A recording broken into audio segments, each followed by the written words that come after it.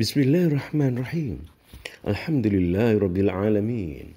Wassalatu wassalam ala Rasulillah wa ala alihi wa sahbihi wa man tabi'ahum bi ihsan ila yaumiddin, amma ba'd. Agama Islam melarang kita untuk mendatangi dukun, mendatangi para peramal yang mendakwakan, yaitu orang yang mengaku mengerti ilmu yang gaib di masa yang akan datang maupun masa lampau. Mari kita membaca hadis Rasulullah SAW tentang hal ini. Hadis dalam kitab Sahih Muslim, hadis nomor 2230. Rasulullah SAW bersabda, "Man ata arrafan," barang siapa mendatangi dukun, fasa'alahu an syai'in, dia bertanya kepada dukun tersebut tentang sesuatu, lam tuqbal lahu salatun arba'ina lailatan, salatnya tidak akan diterima selama 40 malam, 40 hari. Kita membaca penjelasan hadis ini. Qadal Islamu ala kulli madhar min madahiri al-khurafah wa tala'ub bi amalin nasi wa alamihim.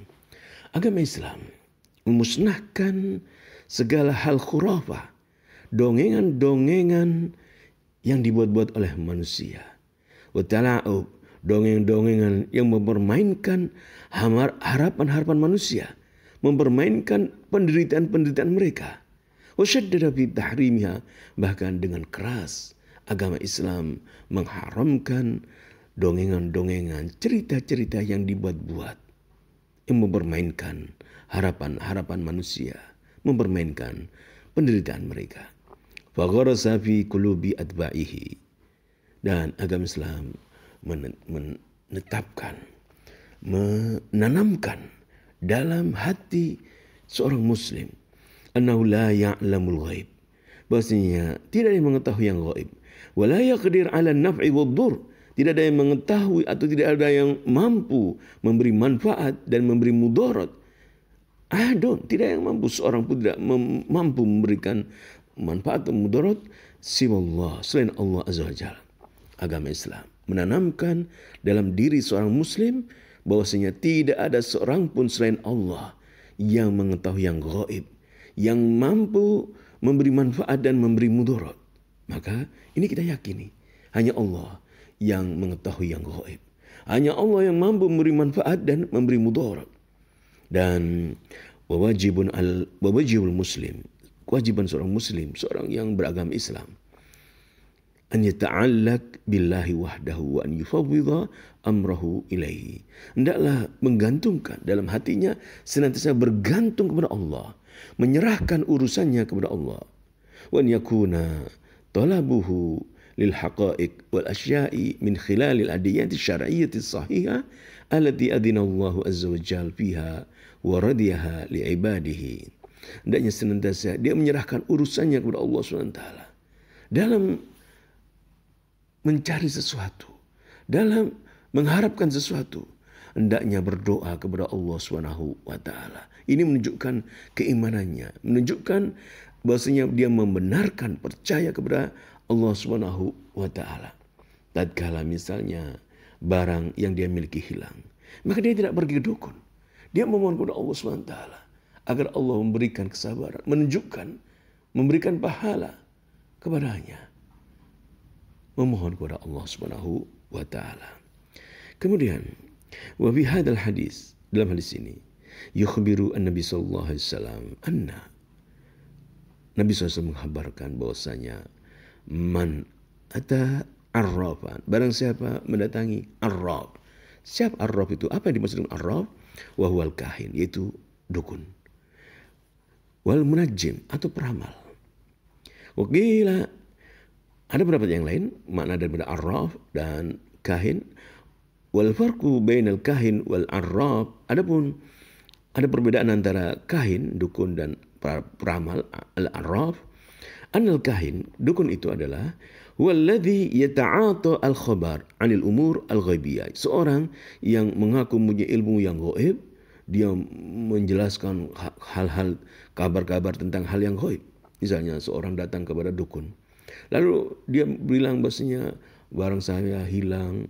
Lalu dukun itu menceritakan dengan seolah dia mengetahui yang gaib, bahwasanya barang itu begini-begini. Ini namanya kahin, dukun. Wa yadda'i ilma ma yakunu fi mustaqbal az-zaman. Mendakwahkan, dukun ini mengakui, mendakwakan ya, bahwasanya dia mengetahui ilmu yang terjadi di masa akan datang. Wa yadda'i ma'rifatal asrar, dia mengakui mengetahui rahasia-rahasia ilmu yang dirahasiakan. Wal arraf ya, adapun al-arraf adalah yahtassu bil madi, dia mendakwahkan mengetahui bukan masa datang, yaitu masa yang lampau. Yadda'i ma'rifat asy-syai' al-masruf, mengakui atau mendakwakan dia mengetahui barang yang dicuri. Wa makanid dhalal, tempat barang yang dicuri.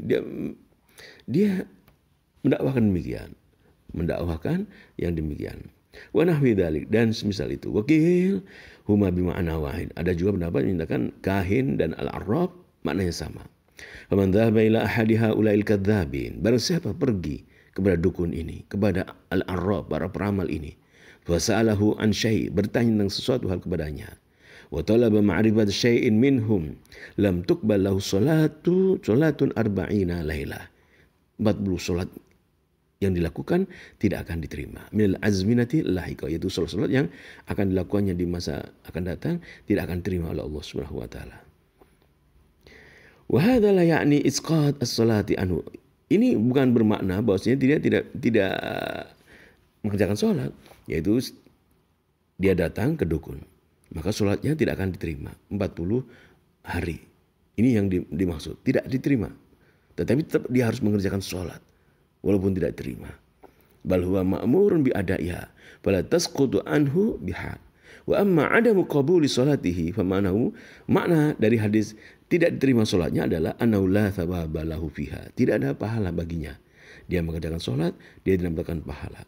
Wa in kanat mujza'ah fi suqutil fardi anhu wala yahtaju ma'ha ila i'adah. Wa qad akhraja Abu Dawud wa Ahmad anna Rasulullah sallallahu alaihi wasallam qala, dalam hadis yang diriwayatkan oleh Abu Dawud dan Ahmad, Rasulullah SAW bersabda, man ata kahinan au arrafan, barang siapa mendatangi dukun atau peramal, fasaddaqahu bima yaqul, membenarkan apa yang dia katakan, faqad kafara, maka dia kafir, bima unzila ala Muhammad, dengan yang diturunkan kepada Muhammad, yaitu Al-Quran, dengan Al-Quran yang diturunkan kepada Nabi Muhammad SAW. Wa hadhihi uqubah, ini adalah hukuman. Man sa'al al-kahin, seorang yang bertanya kepada dukun, au al-arraf, bertanya kepada peramal, hukumannya demikian. Mu'taqidan sidqa, dia meyakini kebenaran dukun itu, kebenaran peramal itu tersebut. Maka hendaknya seorang muslim tidak meyakini. Tidak ada yang mengetahui yang gaib kecuali Allah Subhanahu wa taala. Tidak bisa memberi manfaat, tidak mampu memberi manfaat dan menghilangkan mudarat kecuali Allah Subhanahu wa taala. Ini hendaknya keyakinan seorang muslim. Janganlah dia meyakini kebenaran dukun dan peramal. Wa anau ya'lamul ghaib, dia meyakini bahwasanya dukun itu mengetahui yang gaib.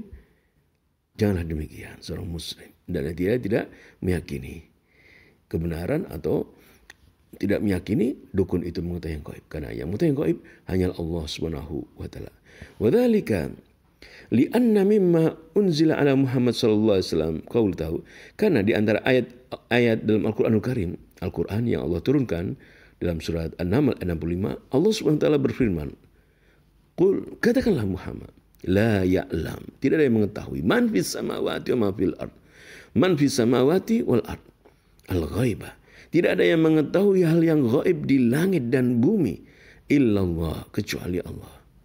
Qul, katakanlah Muhammad, la ya'lamu man fis samawati wal ardi al-ghaiba illallah, tidak ada yang di langit dan bumi yang mengetahui hal yang gaib kecuali Allah Subhanahu wa taala.